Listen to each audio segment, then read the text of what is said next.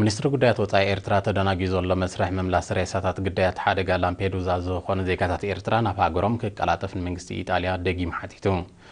ሚኒስትር ጉዳያት ወፃኢ አቶ ዑስማን ሳልሕ ሎሚ 6 ሕዳር ንፈጻሚት ጉዳያት ኤምባሲ ኢጣልያ ኣብ ኤርትራ ናብ ቤት ጽሕፈቱ ጸዊዑ ኣብ ዝዘራረበሉ መንግስቲ ኤርትራ ንምቅልጣፍ ናይቲ መስርሕ አመልኪቱ ብ18 ጥቅምቲ ብደብዳቤን መንግስቲ ኢጣልያ ደጊሙ ከም ዝሓተተ እንተኾነ ግን ብወገን መንግስቲ ኢጣልያ ኣብ መስርሕ ምልላይ ኣሎና ምስ ኪላታትን ቀይሕ መስቀልን ንዘራረባሎና ካብ ዝብል ሓሊፉ ዛጊት ዝጭበጥ ምላሽ ከም ዘይተረኽበ ብምጥቃስ እቲ ምድንጋይ ንስድራ ቤታት ግዳያት ኣብ ሰንፈላላ እትዩ ስለ ዘሎ ክቀላጠፍ ሬሳታት ናይቶም ዛጊት ተለልዮም ዘለዎ ግዳያት ድማ ብዝቐልጠፈ ክልኣኽ ፀቂጡ ሓቲቱ ሚኒስትር ዑስማን ሳልሕ ኣብ ዘቕረቦ ጻውዒት መንግስቲ ኢጣልያ ካብ መንግስቲ ኤርትራ የድልሎ ዝብሎ ምትሕብባር እንታይ ምዃኑ ብንጹር ክሕብር ብዛዕባ መልኣኽ ናይቲ ሬሳታት ወጋዓዊ ሓበሬታ ክህብ ከምኡውን ንምኽንያት ምድንጋይ ናይቲ ዝተለለየ ግን ከዓ ዛጊት ዘይተላእከ ሬሳታት አመልኪቱ ንጹር መብርሂ ክህብ ኣተሓሳሲቡ ኣብ ዞባ ሰሜናዊ ቀይሕ ባሕሪ ምምሕዳር ከባቢ ፍሸይ ምራራ ዝርከብ ሕሩም ሕዛእቲ ብግቡእ ተዓቂቡ ንኽስስን ኣብ ዝካየድ ዘሎ ጻዕሪ ተረኦምን ኣበርክቶኦምን ንምዕዛዝ ድልዋት ምህላዎም ነበርቲ እቲ ምምሕዳር ከባቢ ኣረጋጊጾም ንሳቶም ዝገለጹ ብ4 ሕዳር ኣብ ዝተቓንዐ ኣመሓዳርቲ ዞባታት ሰሜናዊ ቀይሕ ባሕርን ዓንሰባን ከምኡውን ኣካየደ ስራሕ ዞባ ማእከል ኣብ ዝተረኽብሉ ኣኼባ እዩ እቶም ነበርቲ ኣብ መግለጺኦም ጥቕምን ኣገዳስነትን ሕሩም ሕዛእቲ ኣብ ምዕቃብ ማይን ሓመድን ከምኡውን ምድንፋዕ ሕርሻዊ ምህርቲ ልዑል ምዃኑ ብምሕባር ቱሪዝማዊ መስሕብ ዘሎ ሕዛእቲ ሰሜናዊ ቀይሕ ባሕሪ ካብ የቕሬታ ሰሜናዊ ባሕሪ ካብ ብርሰት ንምክልኻል ካብኣቶም ዝሕተት ከማልኡ ምዃኖም ተወሳኺ ብሪሆም ኣመሓዳሪት ዞባ ሰሜናዊ ቀይሕ ባሕሪ ወይዘሮ ጽጌረዳ ወልደ ገርጊስ ኣብ ዘስምዐቶ ቃል ኣብቲ ከባቢ ንዝተኣወጀ ሕሩም ሕዛእቲ ንምትግባር ናይ ዝተረኣየ ውህደት ውፅኢት ኣብ ባይታ ይርአ ከም ዘሎ ብምምልካት ንተበግሶን ተሳትፎን ህዝቢ ኣብ ኩሉ መዳያት ብሓፈሻ ብምዕቃብ ሕሩም ሕዛእቲ ድማ ብፍላይ መጊሳ ኣመሓዳሪ ዞባ ዓንሰባ አቶ ገርጊስ ግርማይ ብወገኑ ሕሩም ሕዛእቲ ኣብ ምድንፋዕ ፍርያምነትን እተታውነትን ምርጋእ ኣከባብን ልዑል ኣገዳስነት ስለ ዘለዎ ብሰፊሑ ይድፋኣሉ ከም ዘሎ ብምጥቃስ እቲ መደብ ሸቱ ንኽወቅዕ ሓበራዊ ጻዕሪ ናይ ኩሎም ኣካላት ከም ዘድሊ ኣዘኻኺሩ ነበርቲ ምምሕዳር ከባቢ ፍሸይ ምራራ ኣብ ንኡስ ዞባ ጊንዳዕ ኣብ መወዳእታ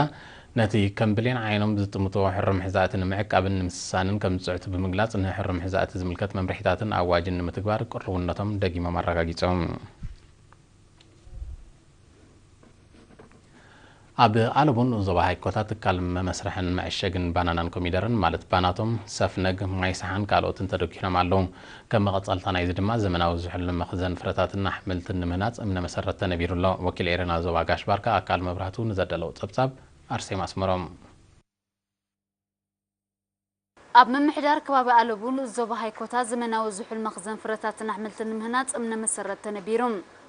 እቲ ብምትሕባር ኤርትራዊ ኩባንያ ህንፃ ሙሳዓልን ቻይናዊ ኩባንያ ህንፃን ዝስራሕ ዝሕል መኽዘን ምስቲ ኣብቲ ከባቢ ዝካየድ ዘሎ መደባት ሕርሻዊ ልምዓት ኣገዳስነቱ ልዑል ምዃኑ ዝሓበረ ሓላፊ ህዝባዊ ኣገልግሎት ቴክኒክ ምዕራባዊ ዞባ ኣቶ ክብራብ ኣብርሃም ጽፉፍ ምድላዋት ተገይሩ ስለ ዘሎ ኣብ ሓጺር እዋን ተዛዚሙ ስርሑ ክጅምር ምዃኑ ገሊጾም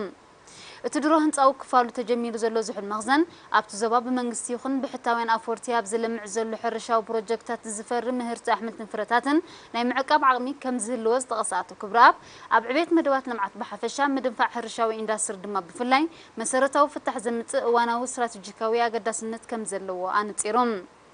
ኣመሓዳሪ ዞባ ጋሽ ባርካ አቶ መሐመድ ሓመድ ኣብቲ ናይ ምንባር እምነ መሰረት ስነ ስርዓት ኣብ ዘስምዖ ቃል እቲ ዘመናዊ ዝሕል መኽዘን ኣገዳስነቱ ተራእዩ ንምትግባሩ ክካየድ ጸንሐ ምድላዋት ተጻፊፉ እቲ ስራሕ ምብጋሱ ንህዝቢ ዞባ ጋሽ ባርካ ናብቲ ዞባ ንዝነጥፉ ኣውፈርትን ዓበቢ ብስራት ከም ዝኾነ ጠቒሱ እቲ መደብ በቲ ተወጢኑ ዘሎ ንኽዛዘም ብወገን ምምሕዳር ዞባ ዘድሊ ምትሕብባር ክግበር ምዃኑ ኣረጋጊጾም ሓላፊ ኩባንያ ህንፃ ሙሳዓሊ አቶ ሃይለ መስፍንን ዋና ኣካየዲ ስራሕ ቻይናዊ ኩባንያ ህንፃ ሚስተር ጂዌንን ኣብ ዝሃብዎ ሓበሬታ እቲ ፕሮጀክት ኣብቲ ዝተመደበሉ ግዜ ብዝፀፈፈ ተዛዚሙ ኣብ ልምዓታዊ መደባት ተራው ንኸበርክት ብውህደት ክሰርሑ ምዃኖም ገሊፆም ኣብቲ ኣጋጣሚ ኣባላት ቻይናዊ ኩባንያ ህንፃ ባህላዊ ምርኢት ከም ዘቕረበ ወኪል ኤሪና ካብቲ ቦታ ሓቢሩ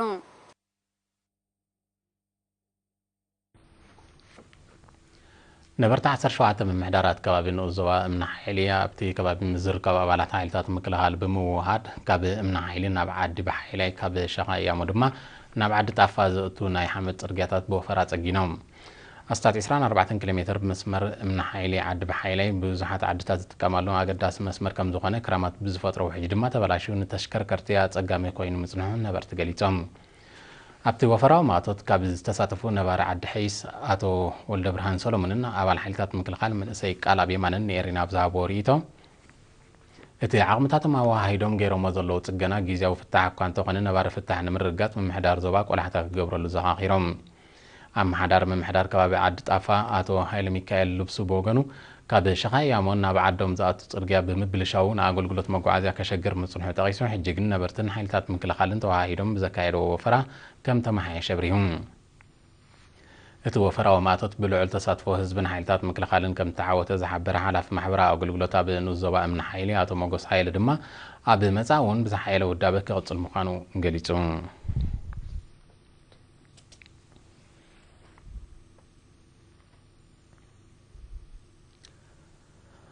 ኣብ ዝሓለፈ ወርሒ ሓሰብ ዘጋጠመ ህቦብላዊ ዝናብን ንፋስን ዝዓነወት መባእታ ቤት ትምህርቲ ምምሕዳር ከባቢ ጸረት ንኡስ ዞባ ጊንዳዕ ህዝቢ ጉልበቱን ገንዘቡን ኣዋሃሂዱ ከም ዝጸገና ወኪል ኤሪና ሓቢሩ ሓላፊ ትሕቲ ቅርፂ ንኡስ ዞባ ጊንዳዕ ኢንጂነር መሓሪ ጸሎቱን የኤሪና ብዝሃቦ ሓበሬታ እታ ቤት ትምህርቲ ብተበግሶ ህዝብን ምምሕዳር ንኡስ ዞባ ጊንዳዕ ናብ ሓፂር ግዜ ብምጽጋና ተምሃሮ ኣብ ጊዜኡ ትምህርቶም ጀሚሮም ብቕሳነት ክከታተሉ በቂዖም ከም ዘለዋ ነጺሮም ወይዘሮ ዛህራ ሱሌማንን ወይዘሮ ከዲጃ ዑመርን ብወገነን በቲ ዘጋጠመ ተፈጥራዊ ሓደጋ ደቀን ናይ ትምህርቲ ግዜ ከይሓለፎም ስክፍታ ከም ዝነበረን ብምምልካት ንምጽጋና ንዝተወስደ ቁልጡፍ ተበግሶ ሞጊሰን ተምሃሮ ዛህራ መሐመድ ኖርን ኣፍራህ መሐመድ እድሪስን ድማ ቤት ትምህርተን ሙሉእ ብሙሉእ ምጽጋና ትምህርተን ብግቡእ ክከታተላ ከም ዝሕግዘን ገሊጸን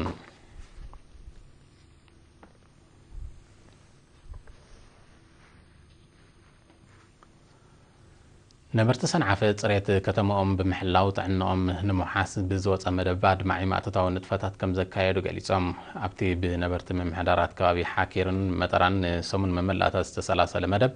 ቤት ጽሕፈት ምምሕዳር ንኡስ ዞባ ሰንዓፈ መካይን ጉሓፍ መሳርሒታትን ኣባላትን ወዲቡ ከም ተሳተፈ ሓላፊ ልምዓት ከተማ ሰንዓፈ ኣቶ መሓሪ ኣልኣዛር ሓቢሩ